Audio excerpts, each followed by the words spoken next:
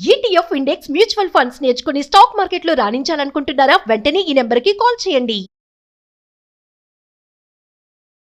ఏదన్నా లైఫ్లో జరగకూడనిది ఏదన్నా జరిగితే నాకు ఇంకా బ్రతుకు లేదు అని బాధపడే వాళ్ళ సంఖ్య ఎక్కువ ఉంటుంది. స్పెషల్లీ ఆడవాళ్ళు ట్రామటైజ్ అయిపోతారు అనమాట. ఇంకా లైఫ్ లాంగ్ ఇంకా అయిపోయింది నా జీవితము, ఇప్పుడు ఇంకా నా బతుక్కి వాల్యూ లేదు, ఇలాంటి థాట్స్ అన్ని వస్తూ ఉంటాయి వాళ్ళకి. కాలేజ్ లో అట్లా ఎప్పుడన్నా ఉన్నప్పుడు ఎవరన్నా ఒక అబ్బాయి ఏడిపించాడో, టచ్ చేయడానికి టచ్ చేయడం లాంటిది ఇలాంటి ఏమైనా జరిగినప్పుడు ఆ జరిగిన ఒక ఇన్సిడెంట్ ని పట్టుకొని వాళ్ళ ఫ్యూచర్ ని కూడా వాళ్ళు వేస్ట్ చేసుకుంటారు. ఇది ఒక లేడీ స్టోరీ అండి. చాలా చిన్న పిల్ల, ఏజ్ ఆఫ్ 7 or 8. ఆమె ఏం చేసేదాన్నంటే, చదువుకొని వాళ్ళు ఉంటారు చూడండి, ఆమె స్కూల్లో చదువుకొని వచ్చి అవే మళ్ళీ పిల్లలకి నేర్పించడము. నేను పడ్డ బాధలు ఇంకోళ్ళు పడకూడదు, వాళ్ళు పడే బాధ నుంచి బయటికి తీసుకురావాలి అనే ఒక థాట్స్ అప్పటి నుంచే ఉండాలి. మనం సొసైటీలో జరిగే కొన్ని అన్యాయాలు ఇవన్నీ కూడా అబ్జర్వ్ చేసి ఏజ్ ఆఫ్ 12, 13, 14 ఆ టైం నుంచే తను ఏంటంటే టు రేజ్ వాయిస్ అనమాట అగేన్స్ట్ ది ఇన్జస్టిస్. సో ఎక్కడన్నా ఇన్జస్టిస్ అవుతుంది అని అంటే ఖచ్చితంగా ధైర్యంగా నిలబడి మాట్లాడి తను నిలదీసేది, జనాలను కూడా నిలదీసేది. అట్లా ఎట్ ది ఏజ్ ఆఫ్ 15 ఒక వర్గాన్ని నిలదీస్తే వాళ్ళకి నచ్చలేదు. మూఢనమ్మకాలు, ఇది నమ్మకూడదు, ఇది కరెక్ట్ కాదు అని క్వశ్చన్ చేసేది అన్నమాట. ఒక వర్గం వాళ్ళు ఏంటంటే మన నమ్మకాలనే క్వశ్చన్ చేస్తుందా, మనల్నే క్వశ్చన్ చేస్తుందా, పబ్లిక్ లో మనల్నే ఎట్లా అంటదా, దీనికి బుద్ధి చెప్పాలి అని 8 మంది కలిసామని at the age of 15 understand the kind of pain she goes through. చుట్టుపక్కల వాళ్ళు ఏమన్నారంటే, ఆమెని నీకు ఇంకా బుద్ధి రాలేదా, నీకు మళ్ళీ అయితే కానీ బుద్ధి రాదా. బ్యూటీ కాంపిటీషన్ అవుతుంటే చూడండి, అంటే ఇలాంటి కాంపిటీషన్స్ చేయకూడదు అని ఒక యాజిటేషన్ చేసే టైంలో ఆమెని జైల్లో వేశారు. ఎవరు రాలేదు ఆమె కోసం. జైల్లో ఉండి బయటకు వచ్చిన తర్వాత ఆమె ఇంకా స్ట్రాంగ్ అయింది. ఈ జరిగే అన్యాయాన్ని నేను ఆపాల్సిందే అని. అంత గొప్ప వనిత ఇది కదా ఉమెన్స్ డేకి మంచి ఇన్స్పిరేషన్. నన్ అదర్ దెన్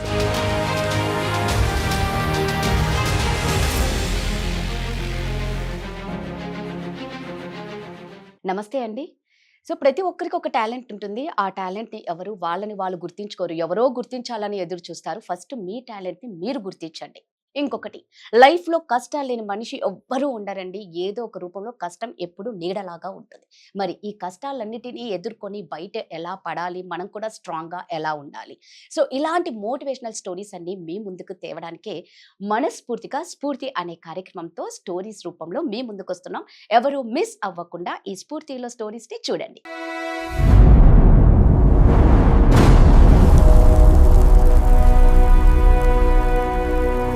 నమస్తే, స్ఫూర్తి కార్యక్రమానికి స్వాగతం.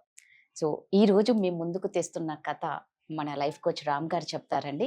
ఆ కథ ఏంటో చాలా ఇంట్రెస్టింగ్ గా ఉంటుంది, ఎవరు మిస్ అవ్వకండి. నమస్తే రామ్ గారు. నమస్తే అండి. మామూలుగా రామ్ గారు, ఏదన్నా లైఫ్ లో జరగకూడనిది ఏదన్నా జరిగితే ఆ టైంలో ఆ భయం మామూలుగా ఉండదు. అరే మా జీవితం అన్యాయం అయిపోయింది, నాకు ఇంకా బ్రతుకు లేదు అని బాధపడే వాళ్ళ సంఖ్య ఎక్కువ ఉంటుంది. పదే పదే పదే జరిగిన నష్టాన్ని గుర్తుకు తెచ్చుకుంటూ జీవితంలో ముందు అడుగు వేయకుండా అక్కడితోనే స్టాప్ చేసే ఆడవాళ్ళు చాలా మంది ఉన్నారు. బట్ ఇలా కాకుండా ఏ సమస్య వచ్చినా సమస్య లేని వాళ్ళు ఎవరూ లేరు. దాన్ని మనం తీసుకునే విధానంలోనే ఉంటుందని నా అభిప్రాయం. సో ఎలా డీల్ చేయాలి, ఎలా హ్యాండిల్ చేయాలి, కానీ ఆ ట్రోమా నుంచి బయటికి రావడం అంత ఈజీ కాదు. పాపం పదే పదే గుర్తుకు తెచ్చుకుంటూ, కొంతమంది చీకటి గదిలో ఉంటారు, 4 గోడల మధ్య ఉంటారు, లేదా 100 మందిలో ఉన్నా కూడా వాళ్ళ మనసు మాత్రం అక్కడే ఆ బాధల్లోనే తిరుగుతూ ఉంటుంది. అలాంటి వాళ్ళకి ధైర్యాన్ని ఇచ్చే ఒక మంచి కథతో మనం మొదలు పెడతాం. షూర్, డెఫినెట్గా అండి. సో మీరు అన్నట్టు ఇందాక జనరల్గా ఏదన్నా ఇన్సిడెంట్ జరిగింది అనుకోండి, ఏదన్నా జరగరాంది జరిగినప్పుడు స్పెషలీ ఆడవాళ్ళు ఏంటంటే ట్రామటైజ్ అయిపోతారు అనమాట. ఇంకా లైఫ్ లాంగ్ అదే గుర్తొస్తూ ఉంటుంది వాళ్ళకి. ఇంకా అయిపోయింది నా జీవితము, ఎప్పుడు ఇంకా నా బతుక్కి వాల్యూ లేదు, ఇలాంటి థాట్స్ అన్ని వస్తూ ఉంటాయి వాళ్ళకి.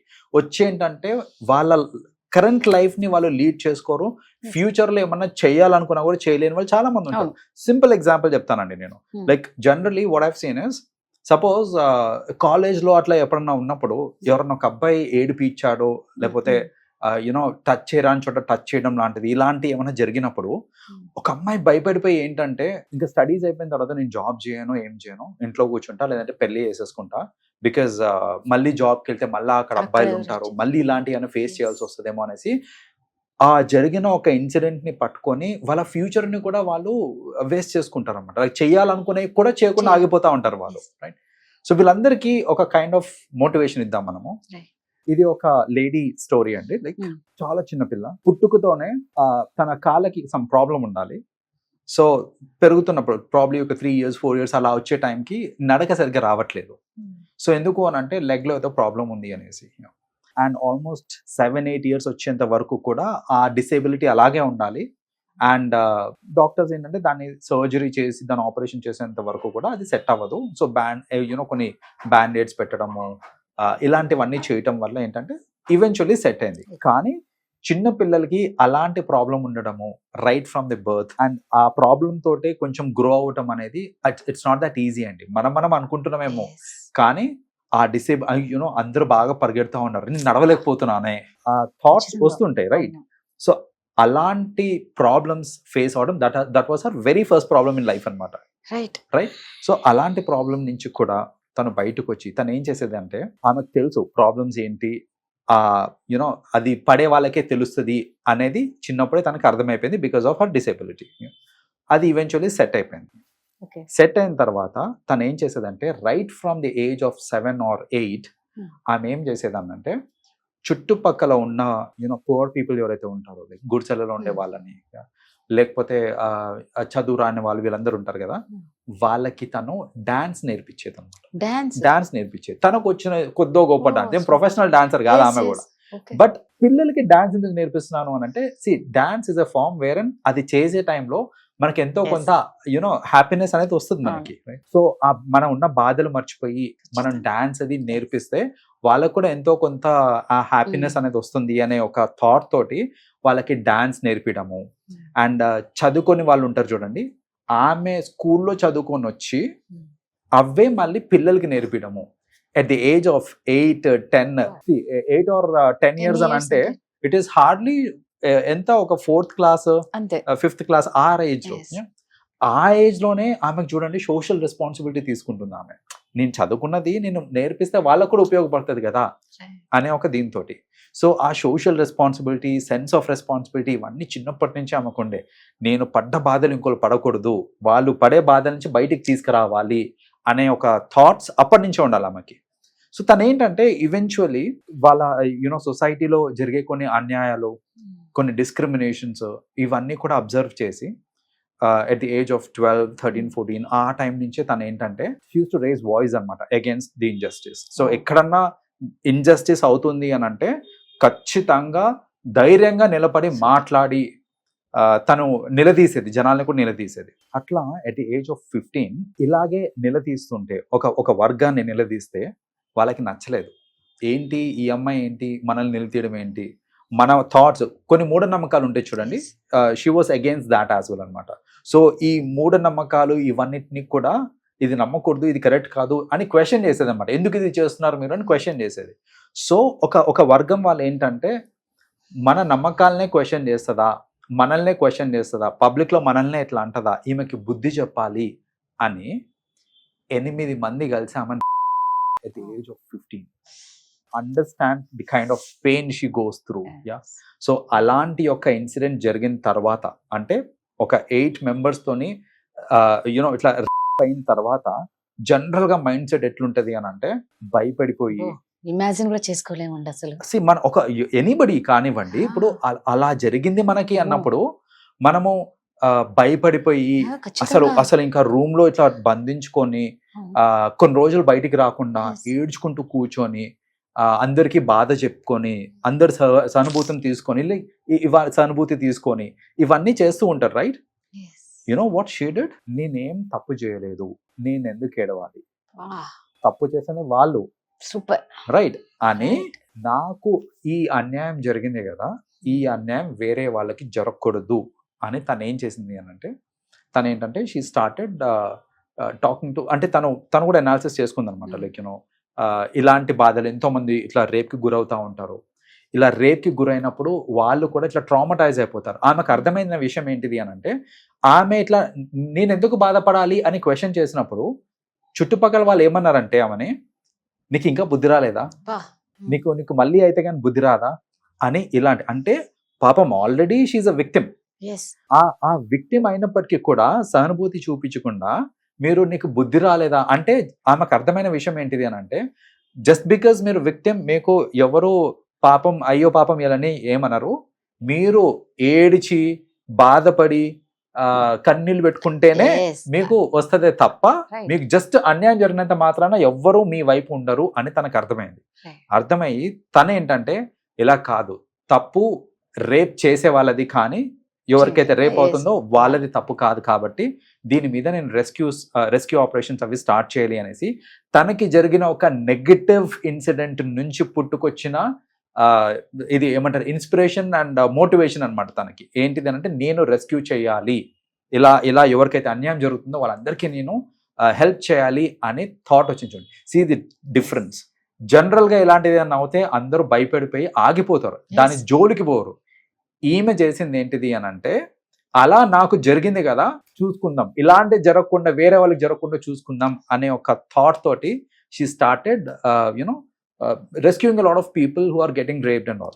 సో ఆమె చేసిన చిన్న అనాలిసిస్లో ఇంకోటి ఏమర్థమైందనంటే, రేప్ కంటే కూడా ప్రాస్టిట్యూషన్లోకి చాలా మంది వెళ్తున్నారు, అది కూడా ఫోర్స్ఫుల్గా అనే తనకు అర్థమై తన ఫోకస్ మొత్తం ఏంటిది అంటే, ఈ ప్రాస్టిట్యూషన్లో ఎవరైతే ఎల్లున్నారో వాళ్ళని బయటికి తీసుకొచ్చి రీహాబ్ చేద్దామనే ఒక థాట్లో ఉండే అన్నమాట తను. సో తను చేసింది కూడా ఏంటంటే, ప్రాస్టిట్యూట్స్ దగ్గరికి వెళ్ళి మాట్లాడటము, వాళ్ళతో మాట్లాడి మీరు ఎందుకు వచ్చారు అసలు ప్రాస్టిట్యూషన్లోకి అనేసి తెలుసుకోవడము, అండ్ ఫోర్స్ఫుల్గా వచ్చిన వాళ్ళని నుంచి బయటికి తీసుకురావడం, ఇది స్టార్ట్ చేసింది. ఇది స్టార్ట్ చేసేసరికి ఇంట్లో వాళ్ళకి నచ్చల. ఆబ్వియస్లీ జస్ట్ ఇమాజిన్ అండి, ఒక ప్రాస్టిట్యూట్ మన పక్కన కూర్చుంది లేకపోతే అలా ఉంది అంటేనే చాలా మంది దాన్ని ఒక నెగటివ్ వ్యూలో చూస్తూ ఉంటారు అన్నమాట. ఒక ప్రాస్టిట్యూట్ తోటి మాట్లాడుతుంటేనే ఇంట్లో వాళ్ళు నీకేంటి పని ఆమెతోటి అని, అమ్మాయి మాట్లాడుతున్నా కూడా, ఒక ప్రాస్టిట్యూట్ తోటి అమ్మాయి మాట్లాడుతున్నా కూడా నీకేంటి పని, అసలు మాట్లాడే అవసరం ఏమొచ్చింది వాళ్ళతోటి అని తిడతారు. తనకు కూడా జరిగింది అదే. వాళ్ళ ఇంట్లో వాళ్ళు సపోర్ట్ చేయలేదు, తను చేసే పనులకి సపోర్ట్ చేయలేదు అండ్ తిట్టారు కూడా, లైక్ నీకెందుకు ఇవన్నీ అనేసి.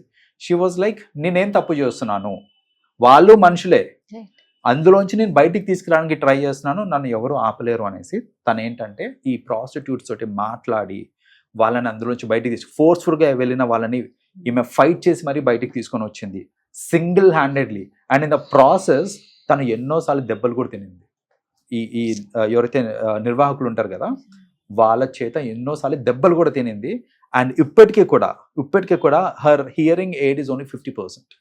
సో ఆమెకి తగిలిన దెబ్బలకి లోపల ఇయర్ డ్రమ్స్ అవి డ్యామేజ్ అయ్యి ఫస్ట్ హియరింగ్ లాస్ కూడా ఉండే తనకి.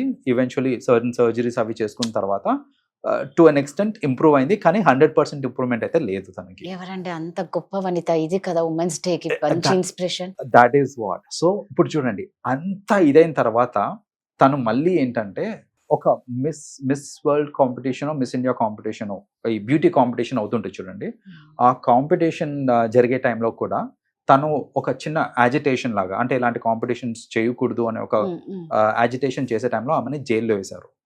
ఆమెని జైల్లో ఒక 2 months జైల్లో పెట్టారు. ఎవరు రాలేదు ఆమె కోసం ఆ 2 months జైల్లో ఉండి బయటకు వచ్చిన తర్వాత ఆమె ఇంకా స్ట్రాంగ్ అయింది. ఎవరన్నా జైలుకి వెళ్తే ఇంకా అక్కడికి లైఫ్ అయిపోయింది అని అనుకుంటారు. ఆమె 2 months జైలుకి వెళ్ళిన తర్వాత ఆమె డిటర్మినేషన్, ఆమె ఇంకా స్ట్రాంగ్ అయిపోయింది. ఏంటి అని అంటే, నేను నా లైఫ్లో పర్పస్ ఏంటిది అని అంటే నేను రెస్క్యూ చేయాలి, అన్యాయం ఈ సొసైటీలో చాలా ఉంది, ఈ జరిగే అన్యాయాన్ని నేను ఆపాల్సిందే అని తను ఒక ఆర్గనైజేషన్ స్టార్ట్ చేసి, ఈ రెస్క్యూ ఆర్గనైజేషన్ స్టార్ట్ చేసి, టర్నింగ్ పాయింట్ ఎక్కడ అనంటే హైదరాబాద్లో ఒక లొకేషన్లో ప్రాస్టిట్యూషన్ బాగా గట్టిగా జోరుగా సాగుతూ ఉండాలన్నమాట. సో గవర్నమెంట్ ఆర్డర్స్ ఇచ్చి ఆ పర్టికులర్ ఏరియాలో ప్రాస్టిట్యూషన్ జరుగుతుంది కదా, వాళ్ళందరినీ యూ హ్యావ్ టు, అంటే పోలీస్ వాళ్ళకి చెప్పారనమాట, ఆదేశించారు ఏంటంటే ఈ ప్రాస్టిట్యూషన్ మీరు ఆపాల్సింది అనేసి. గవర్నమెంట్ ఆర్డర్ ఇస్తే పోలీస్ వాళ్ళు వెళ్ళి ఆపి వాళ్ళ ఉన్న సామాన్లు అయ్యేది బయటపడేసి మొత్తానికైతే ప్రాస్టిట్యూషన్ అక్కడి నుంచి ఆపేశారనమాట. అండ్ ఈ ప్రాస్టిట్యూట్స్ ఎవరైతే ఉన్నారో అక్కడ వాళ్ళకి తెలియని పరిస్థితి, ఏం చేయాలి, ఇప్పుడు నా బతుకు తెరువు ఏంటి, నన్ను ఇక్కడి నుంచి వెళ్ళిపోమని వెళ్ళగొట్టేశారు. సరే నేను ఎక్కడికి వెళ్ళాలి, ఇప్పుడు ఎలా బతకాలి, ఈ క్వశ్చన్స్ అన్ని వాళ్ళకు ఉండే అనమాట. సో పోలీస్ వాళ్ళు ఏంటి, వాళ్ళ పని వాళ్ళు చేశారు. సో గవర్నమెంట్ కూడా ఏంటి, అక్కడి నుంచి ప్రాస్టిట్యూషన్ తీసేయాలి అని చెప్పారే, కానీ వీళ్ళ రీహాబ్ ఏంటిది, సో వీళ్ళకి కౌన్సిలింగ్ ఏంటిది, వీళ్ళ రీహాబ్ ఏంటి ఏం ఆలోచించలేదు అనమాట. అలాంటి టైంలో ఈ లేడీ తను వెళ్ళి వాళ్ళందరినీ ఆదుకొని తను ఒక హోమ్ యూనో ఒక కైండ్ ఆఫ్ హోమ్ స్టార్ట్ చేశారు తను. దాని పేరు Prajwala, right? So Prajwala is the name of the home. So ఈ ఇక్కడ రెస్క్యూ చేసిన వాళ్ళందరినీ తీసుకెళ్ళి అక్కడ పెట్టి తనే వాళ్ళ ఫుడ్ కానివ్వండి, వాళ్ళకి కావాల్సిన నీడ్స్ కానివ్వండి, ఇవన్నీ తనే చూసుకున్నారు అనమాట. చూసుకున్నాక ఈ ఇన్సిడెంట్ అయిన తర్వాత తను ఇంకా స్ట్రాంగ్గా డిటర్మైన్ అయ్యారు దట్ ఇలాంటి చాలా మంది ఉన్నారు, వీళ్ళందరినీ కూడా రెస్క్యూ చేయాలి అనేసి. అండ్ ఇన్ ద ప్రాసెస్ తనకి పెళ్లి కూడా అయింది. అండ్ వాళ్ళ హస్బెండ్ కూడా చాలా మంచి supporter. But I will tell you one turning point అండి ఇక్కడ. ఆమెకి పెళ్ళయింది, వాళ్ళ హస్బెండ్ కూడా చాలా బాగా సపోర్ట్ చేస్తారు. ఆమె ఎంతో మందిని రెస్క్యూ చేసింది, కానీ పర్సనలీ ఆమె వాళ్ళ హస్బెండ్ ఇద్దరు కలిసి డిసైడ్ అయింది ఏంటిది అని అంటే, మనం పిల్లల్ని కనొద్దు అని డిసైడ్ అయ్యారు. ఎందుకు అని అంటే, మనం పిల్లల్ని కంటే ఇది ఒక డైవర్షన్ మన లైఫ్ లో. మనం ఇంకో ప్రయారిటీ వీళ్ళు అయిపోతారు మనకి. మన ప్రయారిటీ వీళ్ళు కాదు, మన ప్రయారిటీ సొసైటీలో బాధపడుతున్న వాళ్ళు. సో మనకి మన ఓన్ వీళ్ళందరూ మన పిల్లలే. మనకి మళ్ళీ సపరేట్ గా ఓన్ ఒక పిల్లలు మనం కంటే కనుక మనము డైవర్ట్ అవుతాము అని వాళ్ళిద్దరు కలిసి మ్యూచువల్ గా తీసుకున్న డెసిషన్ ఏంటిది అని అంటే, మనం పిల్లల్ని కనొద్దు, వీళ్ళే మన పిల్లలు, వీళ్ళనే మనం చూసుకుందాము. ఎంత డెడికేషన్ ఉంటుందా అండి ఎవరికన్నా? మదర్ కంటే ఎక్కువ ఉందండి. నిజంగా మదర్ కంటే ఎక్కువ ఉంది. తనే కదా Sunitha Krishnan. So she is none other than Sunitha Krishnan. Hats off to her. నిజంగా అది మనం ఇలాంటి స్టోరీస్ నిజంగా వినాలి. ఆడవాళ్ళం ముఖ్యంగా ప్రతిదానికి పాపం తొందరగా చాలా సెన్సిటివ్ సున్నితమైన మనసు ఉండేది ఎవరికంటే ఆడవాళ్ళకి. మీరు చెప్తుంటేనే నాకే ఒకలా అయిపోతుంది. That's what. ఇప్పుడు చూడండి, తన జరిగిన లైఫ్ లో జరిగిన ప్రతి ఇన్సిడెంట్, జైలుకి వెళ్ళడం కానివ్వండి, అంతకు మించి ఏముంటది ఒక మనిషికి. అదే కదా, ప్రతి ఒక్క ఇన్సిడెంట్ ని తను ఎలాగైతే తన పాజిటివ్ ఎనర్జీ కింద తీసుకుందో, తనకు జరిగిన నెగటివ్స్ అన్నిటిని కూడా పాజిటివ్ కింద మార్చుకొని తను చేసిన పనులు కానివ్వండి, తన ఎజెండా ఇన్ లైఫ్ అన్ని కూడా దానికి తగ్గట్టు మార్చుకుంది. జనరల్ గా అవి మనల్ని ఇంపాక్ట్ చేస్తాయి, నెగిటివ్ గా ఇంపాక్ట్ చేస్తాయి. కానీ దాన్నే మనం పాజిటివ్ గా ఆలోచిస్తే గనక it can give us a lot of energy, it can give us a drive to do what we want in life. Super motivation నిజంగా. ఉమెన్స్ డే అంటే గర్వపడే అంత ఉంది సునీత కృష్ణన్ గారి దగ్గర. ఒక్కసారి నిజంగా అందరం ఆమెకి మనస్ఫూర్తిగా హ్యాట్స్ ఆఫ్ చెప్పాల్సిందే.